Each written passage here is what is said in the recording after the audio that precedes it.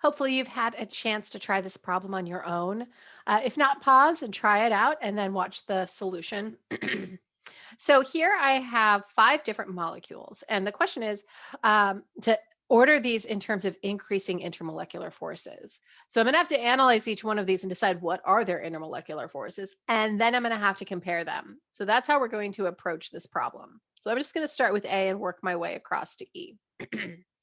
And my first step is just to list the intermolecular forces that exist in a pure sample of this molecule. So this molecule with a lot of other things that look just like it. So looking at the first one, I notice right away that I have hydrogen bonds. That's like the first thing I notice just because I'm always looking for it. So I'm going to highlight them here. Pretty good. Okay. So now looking at this, so right away I see that. I also see that this is a large molecule and it must then have London dispersion forces. This leaves a question of, does it have a dipole-dipole interaction? And so looking at it, this is kind of a big molecule. It might be kind of hard to decide. So I'm going to draw in my dipole arrows for each bond. So I've got one. Oh, wrong way. Sorry. So I have quite a few on each of these nitrogen-hydrogen bonds. I'll have one between this oxygen-hydrogen bond and this one, this carbon-oxygen, and this carbon-nitrogen. And so there's quite a few of these. They're not all directly canceling out, but what my eye is drawn to is that there's this carbon and hydrogen bond right here that's nonpolar, and all of these are going to arrange themselves around this carbon center tetrahedrally, right? So there's going to be this hydrogen, and then there's going to be all these other things that are all polar out here. So I'm expecting that I'm going to have an overall dipole moment, and how strong it is hard to tell. Like that, I'm not even going to attempt it, but I know there's going to be some sort of interaction on that molecule. And so I'm going to give it an overall dipole moment that I'm just going to kind of guess is in this direction. Oof, that's super messy. So now I'm going to list these out. So I have London dispersion, and I'm going to abbreviate these. I have a dipole-dipole. I don't know exactly how strong it is, but I know I have a dipole-dipole, and I have hydrogen bonding interactions. Now, looking at this molecule, I don't see that it's charged at all. So it won't have an ion dipole interaction. And looking at these, I see 4 different hydrogens that can participate in hydrogen bonds. So let's just kind of make a note of that. All right, let's look at B. So looking at B, I see carbon and hydrogen bonds and carbon-carbon bonds, and that's it. So this is a non-polar molecule, which means that I don't have London dispersion forces. I'm sorry, which means that I don't have dipole-dipole forces, and I don't have any oxygen, hydrogen, nitrogen, hydrogen, or fluorine hydrogen bonds, so I don't have hydrogen bonding. I do have an electron cloud, so I do have London dispersion forces, but that is it.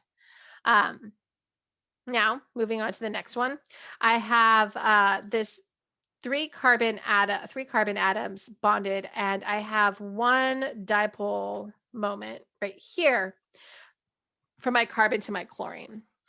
So it's not super huge at all. And I actually think depending on your electronegativity chart, it might make that carbon-chlorine bond not that polar or non-polar. So this one will definitely have London dispersion forces like all of them. If it has dipole-dipole, it's very small. And if you don't write dipole-dipole, that would be fine too. So this really depends on the electronegativity chart you use, because there's different ones there. They have like some slight variation to them. I've seen like about 4 different variants. But yeah, so then we also have our D, and looking at D, it will definitely have London dispersion forces because it's a large molecule with an electron cloud. I also notice that it has 3 of these oxygen hydrogen bonds. That'll be hydrogen bonding. I also noticed that they're all on one side of this molecule. And now to determine polarity, I really need to think about this in terms of 3D, but my guess is that this is going to be polar. and I would be right to guess that.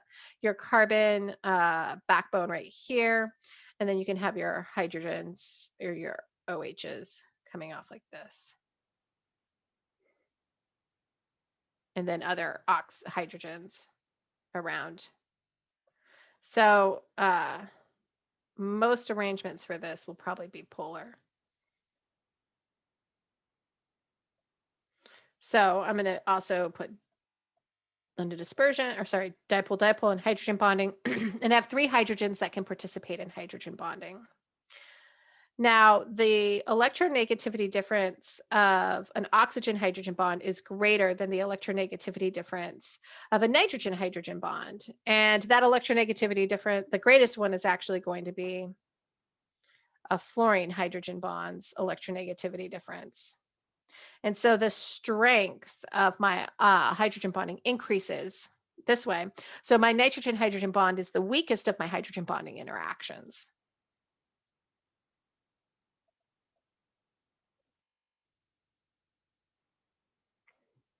All right, so looking at E, I only have carbon, carbon, carbon, hydrogen bond, so it's nonpolar again. So I'm only going to have London dispersion forces. So now when we think about ranking these, we have to do a little bit of comparing. We have a few questions that come up. Is A or is D the strongest? And then similarly, is E or B the weakest?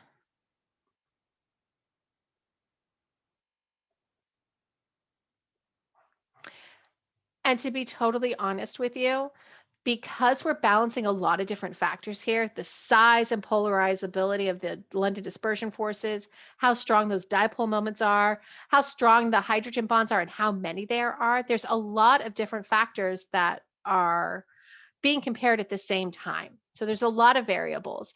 And so sometimes we can do our best at estimating, but we might find that when we actually look at differences in the physical properties that we were wrong in our assumption.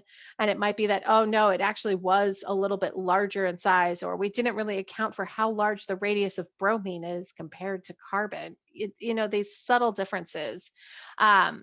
And so this isn't a perfect method and this is not written in stone, but this is a great way to estimate just based on London dispersion forces. And it's an important skill to have because it lays the foundation for being able to have a more complicated conversation and analysis of what's happening in terms of how these molecules are interacting. And so being able to list the interactions that you anticipate to occur between molecules of the same are very important.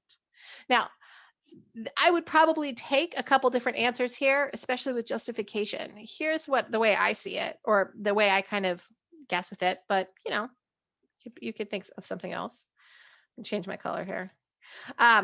So first, when comparing A and D for the strongest, we have about the same size. A is a little bit bigger. So I'm going to say that A London dispersion force is larger. The dipole-dipole interaction is probably weaker than in D, but there are 4 hydrogens that can participate in hydrogen bonding for A, but 3 for D, and they're all oxygen hydrogen, which are stronger. Feels like a toss-up, doesn't it? All right, well, I am going to guess that D is the largest. So let's find some space up here. So I'm going to say that D is the largest and then A follows, and we'll look this up in a bit. Now, after that, I'm going to put C with its extremely weak dipole-dipole interaction. Although E is large enough that it might overwhelm that. Comparing B and E, E is a larger molecule and it has a more surface area because it is just a chain rather than a cyclic structure. So I would put E next, and then I would put B. But honestly, places where I have a question are maybe A and D should be switched, and honestly, maybe C and E should be switched as well. So One way to compare this is to compare a physical property that they have. And this will tie in nicely to what our next lecture is going to look at.